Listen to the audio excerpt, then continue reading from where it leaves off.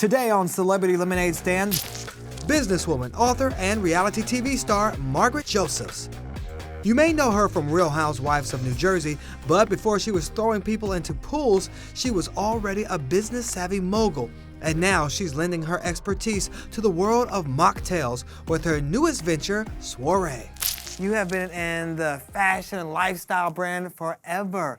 But I want to take it back. Before we get into Soiree and your new company and everything you guys are doing, talk to me about where it all began. What was your first job? Oh, my first job ever was, believe it or not, cleaning houses with my grandmother. No way. Yes, I mean, I don't like to clean now, with these nails.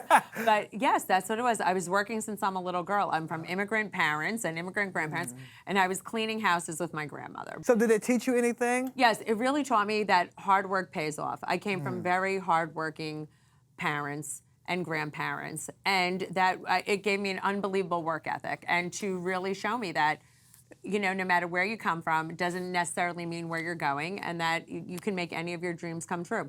And you are still working hard today. You have, let me list them. You have the Macbeth Collection. You have the Margaret Josephs Signature Collection. You have Candie Couture. You have now Soiree. Wow, where did it all start? Take it back to your first product and why you decided to get into business in the first place. Yes, my first product really was the Macbeth Collection, and it was a home product. I was in the garment center being a dress designer, and I gave birth to my son, and I was home, and I was like, there's no stylish storage solutions for toys or anything like that. So I literally started decoupaging buckets at my kitchen table. And I was like, these are very cute. People would love to buy them. I started selling local stores, and it really took off. And we started doing gift shows, and our first show, I sold $100,000 to stores. And I was like, oh my God, I'm in business. And I literally didn't even know what to do because I was buying my buckets and metal products at Home Depot. But I figured it out as I went along, and it blew up into a business I never thought would really happen. So when did you know that you were successful and that, okay, I can do this full time? It never feels like work when you love what you do. But I realized that I could do it full time when it took up all my time. I think that's really what it was. And we were selling 1,000 stores, and we were getting a ton of press, and I had my own factory. I was like, wow, we're really in business. And some people will say, you're successful when someone tries to sue you. Yes, exactly. And I've been sued endless amount of times. Well, talk to us about that very first time and what type of blow to the gut that must have felt like. I think I was in shock because we were at a gift show, and a gentleman I worked with was served with papers. And I was like, what? Are you kidding me? And I was like, well, I guess we're really on the map. And it was a gut blow because I was like, we didn't do anything wrong. I felt we didn't do anything wrong, but you know what?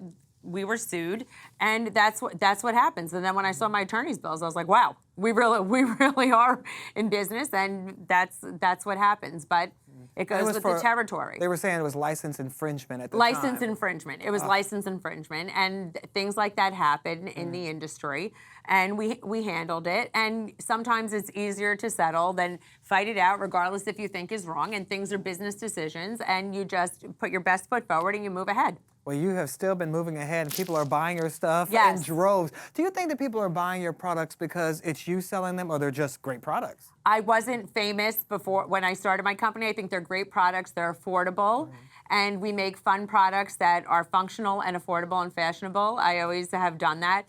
So I think they buy them because they're great products. We got to talk about Lex because I love how candid you both are when you're talking on your podcast. But she's your creative director, longtime partner in the business. What is it like finding someone who is your match in business? Because a lot of people, they struggle to find that person they can work with for a long period of time. I always say you're only as good as your team and the people you surround yourself with. So I feel very, very blessed. If I didn't have Lexi, there'd be no Margaret Josephs. How did you guys first meet, and how did you make that connection to click like that?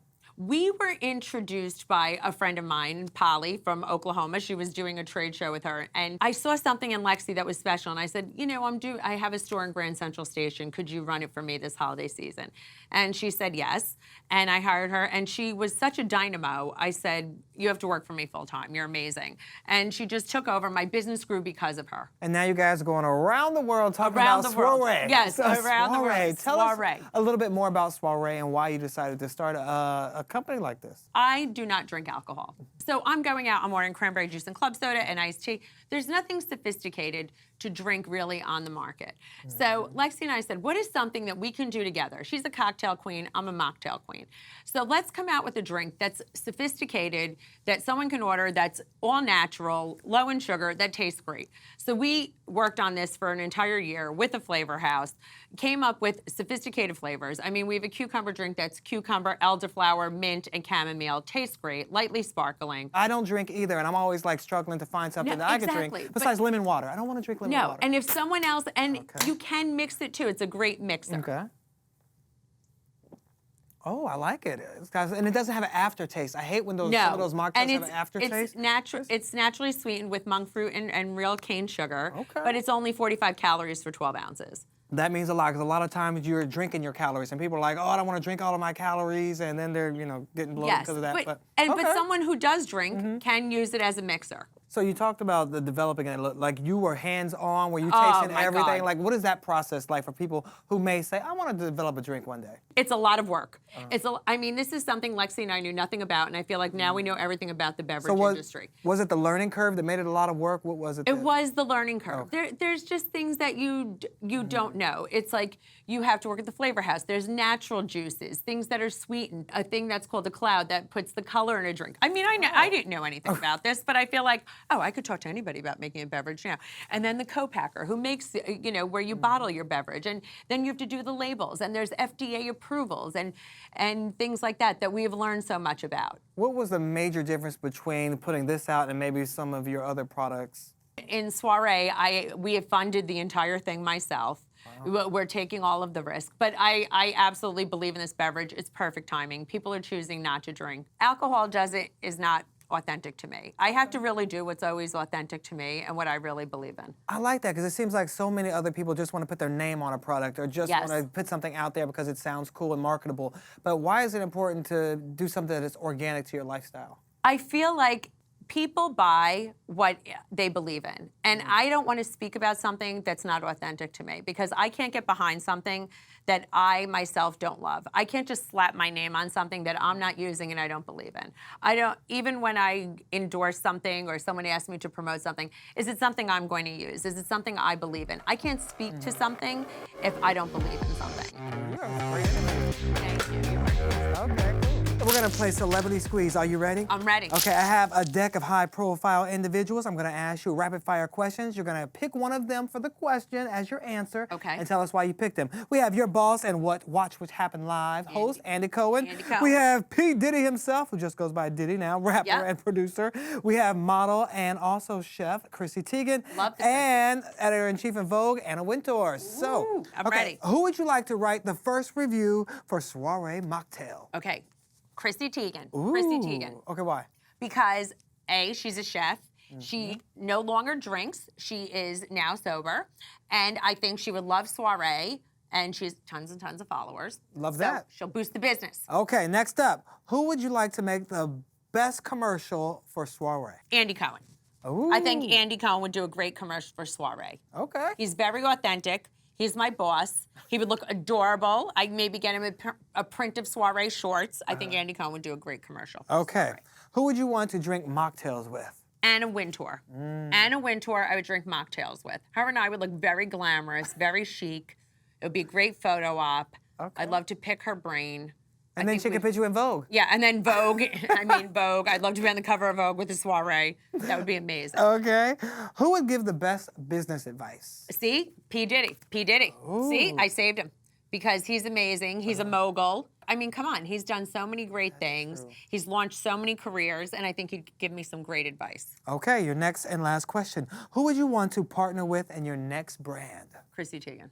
Bam. Chrissy Teigen. I think, her and John Legend are also, they have partnered in Hint Water. I know they love Hint Water, and I think they would be great partners in Soiree. All right, I like that. Yeah. Invite her over for dinner. Yes, invite her over for dinner.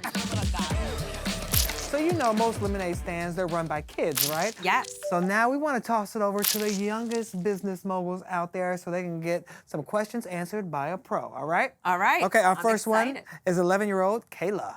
What's the next product you'd like to develop? So I would love to do a Soiree sorbet because I think it's a great name. And the flavors that we have developed for Soiree would be green sorbet. Oh, I like that. Okay. Yes. Next up, 11-year-old Kaden. What's your advice for going into business with friends or family? So I think what you have to do is set boundaries from the beginning, get everything in writing, which is very, very important. And then when you go home, leave the business at business and focus on your family. That's And I think that, and you know what? There's always issues when it comes to money and everything else. So literally get everything in writing. Everything. Okay. And remember, it's your friends and family and that you love them. I like that. Yes. Okay. 8-year-old Ireland. How do you come up with the names for your products? That's a little difficult, but I always say it has to be short, sweet, and catchy. Soiree, it's a party. I came up with a ton of different names, and then I run it by people. I talk to people, what do they think of the name? What does it mean to them? And I do a survey. I like that. Yes. Especially surveying everybody around. Yes, I do survey. Okay. People that I trust. Now we have a 13-year-old Nikas. What job would you give me? Or what would you put me in charge of? A 13-year-old like yourself, I would give a job of social media and helping me do posts and things like that, because 13-year-olds like Nikas, like yourself, really have their finger on the pulse of what's going on. You know, and you have to be in the moment, and that's why I think it's great for a 13-year-old. They know exactly what's going on. They are so plugged in. Yeah. So I have people help me. I like to answer my own direct messages, but I answer everybody myself because I don't want everyone speaking for me. Yeah, I appreciate that. Yeah, All which right. that's hard. Yeah, tell me about it. All right, well, great job. Thank you so much for Thank hanging out with us on you. Celebrity Lemonade Stand. I loved it.